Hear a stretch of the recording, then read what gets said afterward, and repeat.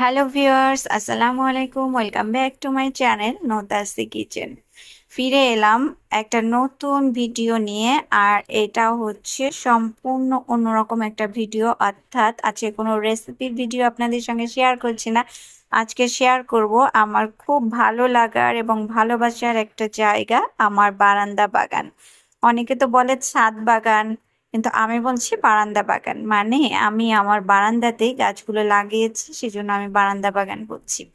আর এই যে শাকগুলো কিন্তু আমি আমার বারান্দা থেকেই তুলে নিয়েছি।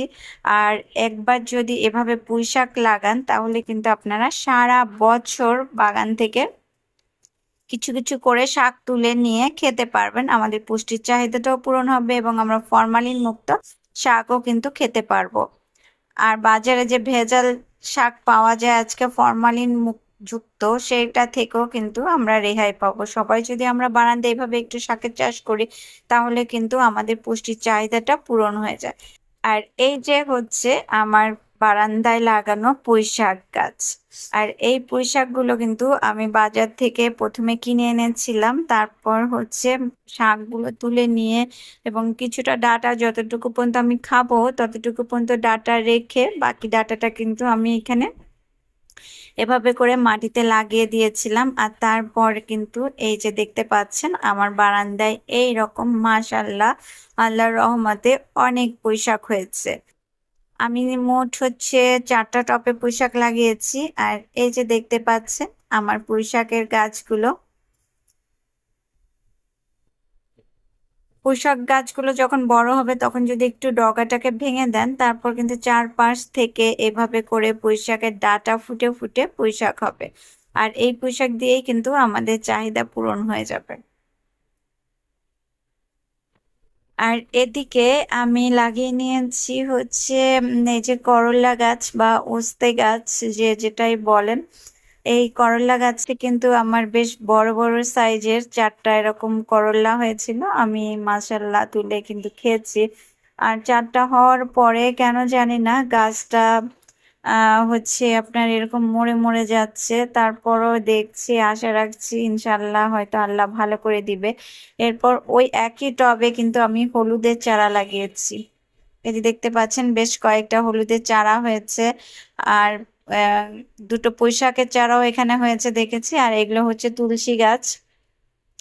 তুলসী গাছ লাগিয়েছি। আমাদের ঠান্ডা লাগলে কিন্তু তুলসী পাতাটা দারুণ উপকারী। আর বাড়িতে আমার মনে হয় একটা তুলসী পাতা রাখা উচিত। আর এই যে এইখানে এই টবে আমি লাগিয়েছি হচ্ছে বিলাতি ধনে পাতা। আমার যখন প্রয়োজন হয় আমি কিন্তু এখান থেকে তুলে নিয়ে বিলাতি ধনে পাতা আহ ব্যবহার করতে পারি, আমার চাহিদা পূরণ হয়ে যায়। আর এইটা হচ্ছে মানি প্ল্যান্ট গাছ লাগিয়েছি এভাবে আমি ছোট্ট একটা গ্লাসে।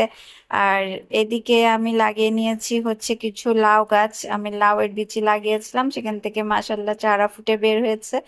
আর তার থেকে এই হাঁড়িটা থেকে আমি আবার ট্রান্সফার করে নিয়েছি ওই টবে কয়েকটা চারা লাগিয়েছি, কিন্তু বৃষ্টির পানি জমে একেবারে টবগুলো পানিতে ভরা।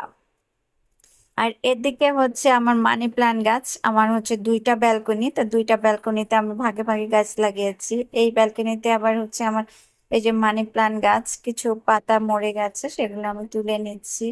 আর এই যে এটা হচ্ছে পুদিনা পাতা গাছ লাগিয়েছিলাম, মাশাল্লাহ আল্লাহর রহমতে অশেষ রহমত, অনেক পুদিনা হয়েছে, পাতা হয়েছে।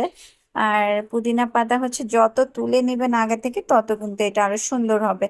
তো আমার এত আসলে লাগে না, যে অল্প কিছু লাগে প্রতিদিন, তো সেটা খাই, সেজন্য এই যে পাতা পড়ে পড়ে যায়। তবে আমার কিন্তু বেশ ভালোই লাগে গাছের নিচে এরকম পাতা পড়ে থাকলে বাগান বাগান মনে হয়। আর এই আরেকটা মানি প্ল্যান্ট গাছ আমার। এই তো এই হচ্ছে আমার ছোট্ট ছাদ, বারান্দা বাগান ছাদ বাগান হয়ে যাচ্ছে বারবার। আর এই যে পুঁইশাক গাছের পাতাগুলো দেখেছেন, আলহামদুলিল্লাহ আল্লাহর অশেষ রহমত, পাতাগুলো কত বড় হয়েছে।